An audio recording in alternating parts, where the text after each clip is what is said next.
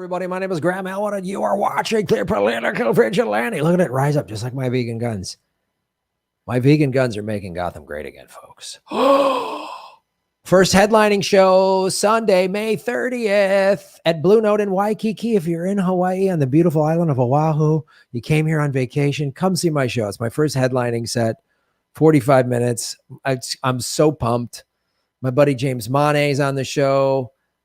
He was in the First Nations Comedy Experience, first ever Samoan to do stand-up comedy on North American TV, which is really cool. So get your tickets at grahamelwood.com and support what we're doing because we're still demonetized by the CIA tube. So this video was submitted. A great way to support the show is go to patreon.com/grahamelwood by Charlene Bronsale Long. There's an oil spill. I didn't know this. There's her full name. Let's maybe get in there. There's her full name. Sorry. And then my shoulder's got to block the rest of your name. That's been going on for a long time. There's an oil spill still going on. Gee, weird. No one's reporting it. I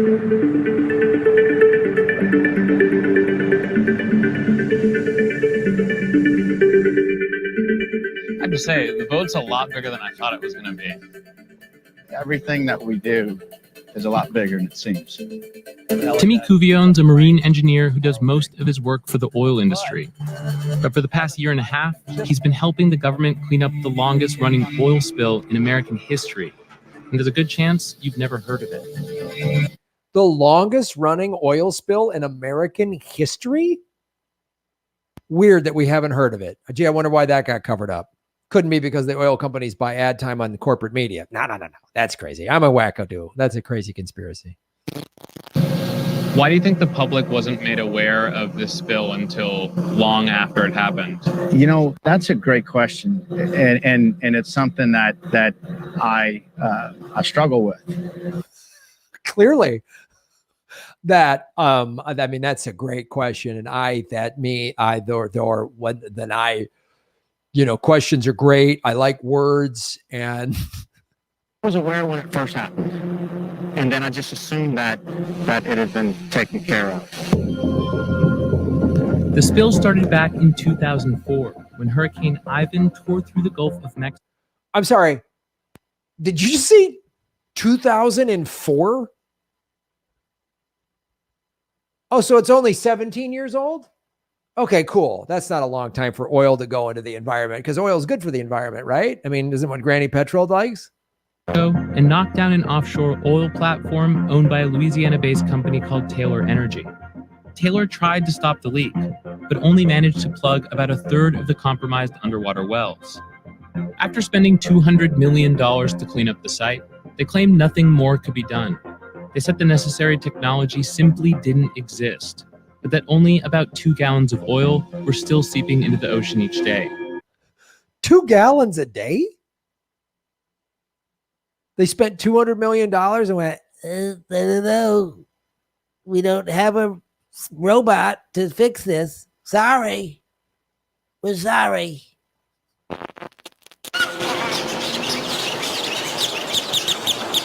When did you first find out about the Taylor Energy oil spill? I first heard about it right after the ongoing BP drilling disaster. Dustin Renault works for the environmental group Healthy Gulf, which monitors oil spills along the coast. They were surveying the infamous BP spill when they inadvertently discovered that the Taylor leak, a full 6 years after it started, was much, much worse than Taylor and the government initially reported. So when BP spilled in 2010 or 11 or whatever, this one had been going on since 2004? Weird that never came up. Someone saw it on radar and called us to go fly over it to check and see if it was actually something. And sure enough, there was a miles-long slick of oil. We asked the Coast Guard, hey, what is this over here? This doesn't look like BP. And they're like, oh, that's just Taylor. It's just 2 to 3 gallons a day that they're spilling, which at that point raised red flags immediately for our guys. Why did it raise red flags? Because 2 to 3 gallons of oil doesn't leave a 10-mile sheen on the surface of the water. So it's kind of ridiculous the discrepancy of what we saw and what Taylor was reporting. So already they were lying. So even the 2 to 3 gallons a day, which sounds awful, even so that was a lie. this is what alcoholics say. Like, I just drink after 5. I mean, I just, I'm just never, I mean, I don't, I'm going to tone down I've heard I'm not going to drink anymore. I mean, just maybe after 5 o'clock, I mean, just a glass of wine with dinner. I'm not an animal, but that's it. That's it. No more drinking. I mean, if it's a business lunch and the client's ordering cocktails, I'm not going to say, no, I don't want to lose this sale, but that's it. I mean, a little something in my coffee every morning just to get the day working, but that's that. Other than that, no more. About 9 miles off the mile of the river out of a shipping lane, and it just went unnoticed due to lack of. And at that time, there just wasn't conclusive evidence to see exactly what was going on down on the ocean floor. Captain Christy Luttrell is the Coast Guard commander in charge of this part of Louisiana. For years, the Coast Guard and Taylor Energy went back and forth on how bad the spill was and whether it could even be cleaned up. Taylor has cited studies that found there was no active oil spill and that any evidence of oil was from contaminated sediment. Yeah, because it's not like the oil industry has a history of just making their own studies that are full of lies.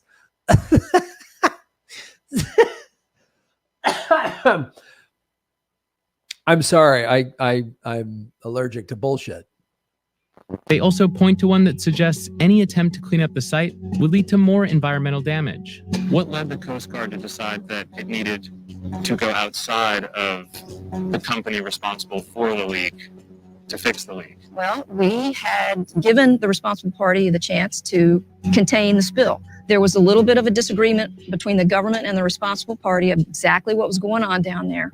And when they didn't act, I went ahead and partially federalized the case and hired the contractor that we chose, and they got the job done. That contractor was Kuvion. He created a device that would end up collecting 1,000 gallons of leaking oil a day, around 250 times more oil than Taylor's original estimate. And when Taylor wouldn't do it, that's when they hired us. And then we installed a containment system to catch it. The core idea of that system is pretty basic. A really big upside-down bucket that catches most of the oil before it disperses. But to make that work, you need a whole lot of gear. The oil is currently 450 foot under the That's water. been collecting oil. It's collecting oil all month. Every, 28 days, you're picking up 2.5 of these? Yes, we fill these tanks here. We've collected 300,000 gallons of oil so far. Roger. 210's going in the water. After a month of trapping the oil, a remote-controlled drone brings a hose down to pump the oil from tanks underwater to tanks on board the ship. I'm sure the oil company's like, well, can we get that oil now and sell it? I mean, you guys cleaned it up because we couldn't, but can we? Is it cool? I mean, we feel like we should maybe sell it, right? Was that weird? What happens to the oil once you bring it back to shore? We collect the oil and then we deliver it to a recycling facility. Then sold and turned into energy. It's a great Louisiana sweet food. It's not a permanent solution at all. It's a cap on something that's spilling. Every day right now, 1,000 gallons of oil is not pumped into the Gulf, and it's pumped into a containment device, and it's kept out of our environment. I think that's a pretty large victory to celebrate, but it's a temporary solution, and we need a permanent fix. But nobody, including federal agencies, has come up with a permanent fix. And Taylor still doesn't seem... I've got one. I've got one. How about we stop drilling? How about we get off of oil, because all it does is ruin the planet and cause wars? And I mean, I know that sounds crazy.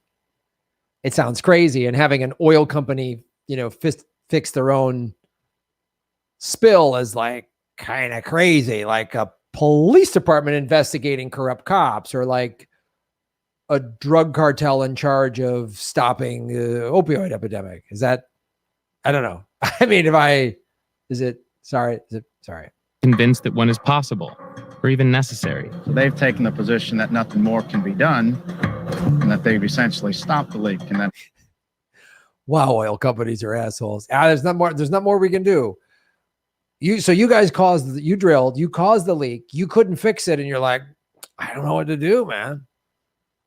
I got this girl pregnant and I guess she's having the baby. There's not much more for me to do. You could step up, be a man, raise the kid financially, be there, be a good parent. I mean, that's kind of crazy. It sounds like a bunch of communism. Not that bad. It's pretty damning evidence that the leak is it's substantial. How is that argument even being taken seriously? It's a joke. But Taylor Energy isn't laughing. They're suing everyone. Taylor Energy has not only sued the federal government to get all of their money back out of a trust fund that the government forced. They're suing?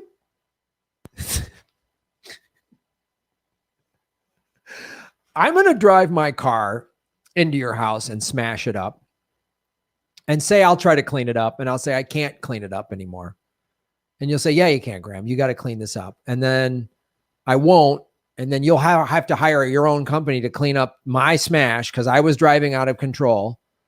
And then when you do that, then I'm going to sue you and the state.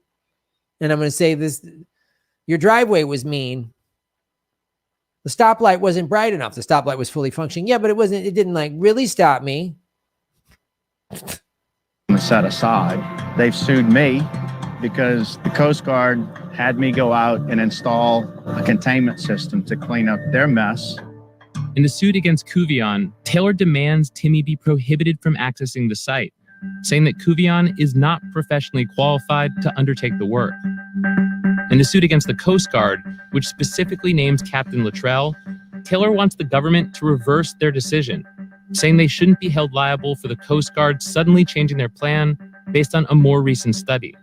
We requested an on-camera interview with a Taylor representative on multiple occasions. Each time, we were denied. You know what you should do? If I was that guy and they were suing me, I'd be like, okay, I'm going to sue Taylor's executives. I'm going to sue their kids.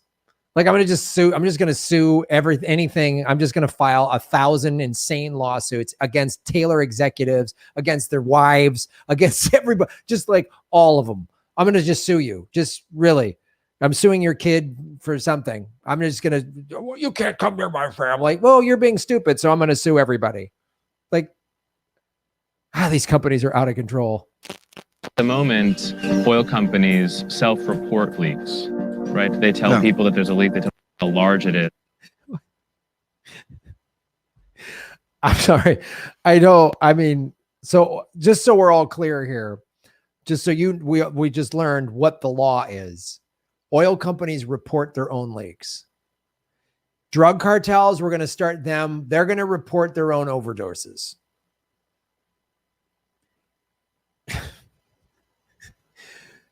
You take any prescription drugs and there's an adverse reaction, just tell the company. Yeah, and I think we should do that. I think we should let criminals report their own crime stats. I think that's fair. So you're a criminal, you break into somebody's house and you steal stuff, then you can report, well, it wasn't theft. It wasn't breaking and entering. It was a relocation of assets. It's hard to look at this and know precisely whether this is like a company behaving badly or a company that just doesn't know what the heck to do. Come on, Vice reporter. Do you really not? Are you really unclear? Watching this segment that you put together, you're really like, are they acting badly or they just don't know? Really? You really unclear? This is my problem with Vice. They do something like this that's like, oh, wow, pretty good. They're bringing this to the light. And then they ask that jackwagon question. Pablo Escobar, I don't know. Was he a bad actor in the drug cartel space, or did he just not know that he was murdering people when he had them murdered? I think it's a bit of both. I think the company has definitely made some missteps along the way, but I also think if we allow oil companies to be in charge of their own cleanup, we don't know if their reporting is accurate. The government isn't fact-checking it. This oil spill might be the longest in American history, but it's definitely not the only one. According to Healthy Gulf, there were over 2,000 spills or leaks in 2016 alone.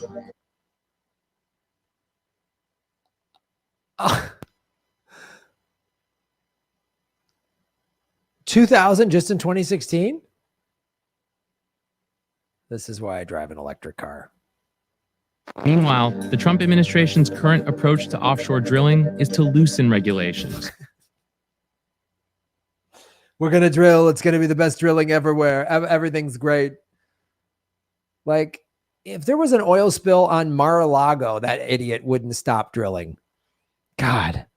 And then now Biden's in office, so we're going to have stricter regulations, and it'll just be the no regulations that Trump had. They'll just put back the Mickey Mouse Band-Aid on a shotgun wound regulations, and then we'll go, see, that's why we needed Joe in office. All these incremental half measures, man. It's unreal. So that number is only expected to grow. When you're drilling and exploring for oil, there's inevitably going to be spills that come with it. But how we respond to that and how we clean that up is, the true testament of what our workers and our government. No, just stop drilling. We need to get off of oil for any number of reasons. Keep it in the ground because of spills, which contaminates water and hurts marine life. When it's burned in the internal combustion engine, it pollutes the environment. Like, just no. A real Green New Deal that transitions all of these. I don't want to, these employees who work for these oil companies, I don't begrudge them anything. They need a job. And that's why you transition them to green energy jobs. Look, the United Mine Workers of America, the Union of Mine Workers, they're all for transitioning coal miners to green energy. They're like, just give us like, let's say you make 50 grand a year working in coal or at one of these oil refineries. You're going to keep that same amount of money, 50 grand a year, whatever that was, and move you into green energy. We could all do this, but instead we got this crap. Oh, I can't watch this shit anymore. I just can't watch this stuff anymore. Oh my goodness. Thank you, Charlene, for submitting that. And I guess thanks, Vice, for covering it, but then still not saying we should be off of, like, that should be the crux of the story. The theme is, this is why we should be off of oil, longest spill in American history. Like, that should be the title of this story. So it's all the more reason, folks, to vote with your dollars, get off of oil in whatever way you can. Like I said, I drive an electric car. I know that's not like the best solution. Electric cars have their own issues, but just the oil we just got to be done. It causes wars. It just pollutes everything.